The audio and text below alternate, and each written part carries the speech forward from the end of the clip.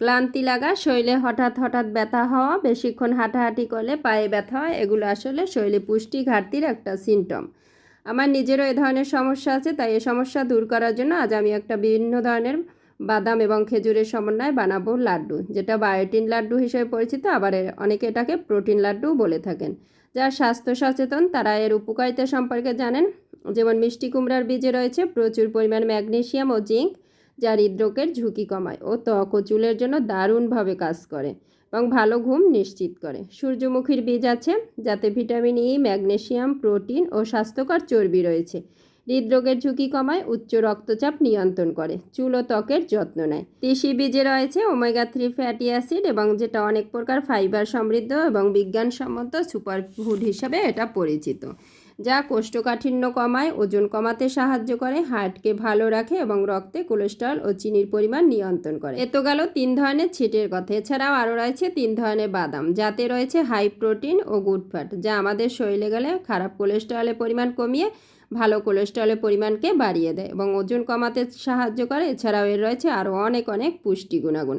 আছে খেজুর, যারতে রয়েছে আয়রন, ফাইবার, পটাশিয়াম, ম্যাগনেসিয়াম এবং কার্বোহাইড্রেট এবং ন্যাচারাল সুইটস। সাদা তিলে রয়েছে প্রচুর পরিমাণ ক্যালসিয়াম। এক গবেষণায় দেখা গেছে দুধের থেকেও 10 গুণ বেশি ক্যালসিয়াম রয়েছে আমাদের এই সাদা তিলে। প্রতিদিন যদি একটি করে এরকমের একটা লাড্ডু খেতে পারেন, তাহলে আপনার শরীরের এই নর্মাল সমস্যাগুলো দূর হয়ে যাবে। এত পুষ্টি গুণাগুণ সমৃদ্ধ লাড্ডুটা তৈরি করার জন্য আজকে আমি এখানে নিয়েছি চীনাবাদাম, কাঠবাদাম এবং কাজু বাদাম। সাথে ছিল তিসি, তিল এবং ছিল কুমড়ার বীজ এবং সূর্যমুখীর বীজ। সবগুলো উপকরণ নিয়ে আমি 200 গ্রাম করে, এর মধ্যে আমি চীনাবাদামটা নিয়েছি 400 গ্রাম, এবং এই সব কিছু উপাদানকে ব্যালেন্স করার জন্য আমি নিয়েছি খেজুরটা নিয়েছি 500 গ্রাম।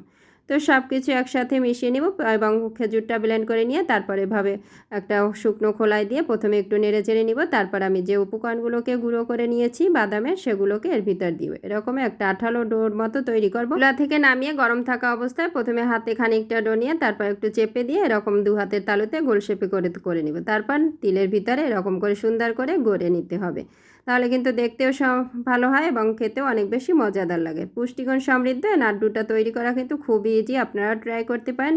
বরাবরের মতো ভিডিও ভালো লাগলে লাইক, কমেন্ট, শেয়ার করার অনুরোধ রইল। ইউটিউব থেকে দেখলে চ্যানেলটি সাবস্ক্রাইব করবেন, ফেসবুক পেজ থেকে দেখলে আমার পেজটি ফলো দিবেন। তো তৈরি হয়ে গেল পুষ্টিগুণ সমৃদ্ধ বায়োটিন লাড্ডু। এটা এয়ারটাইট বক্সে করে রেখে দিলে নর্মাল ফ্রিজে 1 মাস পর্যন্ত ভালো থাকবে।